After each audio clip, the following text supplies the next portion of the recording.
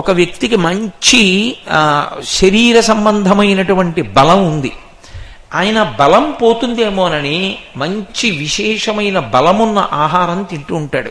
ఏదో జీడిపప్పు తింటూ ఉంటాడు, ఖర్జూరం పళ్ళు తింటూ ఉంటాడు, మంచి బలమైన ఆహారం తింటూ ఉంటాడు. తిన్న ఆహారంతో బలం రావడానికి వ్యాయామం చేస్తాడు. మంచి వ్యాయామం చేసి యోగాసనాలు వేసి బలం సంపాదిస్తాడు. సంపాదించి ఏం చేస్తాడు? కూర్చుంటాడు అంతే, ఏమీ చేయడు. ఇప్పుడు ఆయన సంపాదించుకున్న బలమైన శరీరంలో అలా ఉంటుందా? ఉండదు.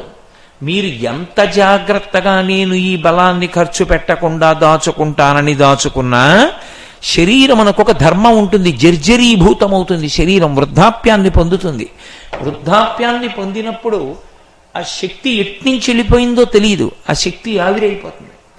ఒకసారి శక్తి ఆవిరైపోయింది అనుకోండి, తాను శక్తితో ఉన్నప్పుడు ఏది చెయ్యాలో అది చెయ్యలేనిది ఇప్పుడు చేస్తానంటే చేయలేడు. మీరు ఒక దేవాలయానికి ప్రదక్షిణం చెయ్యాలనుకోండి, ఒక శక్తి ఉండాలి. శక్తి ఉండగా ప్రదక్షిణం చేశారనుకోండి, పరమేశ్వరుడు ఈ శరీరాన్ని ఇచ్చినందుకు మీరు ఈ శరీరంలో ఉన్న శక్తిని ఉపయోగించి పుణ్యాన్ని మూట కట్టుకున్నారు.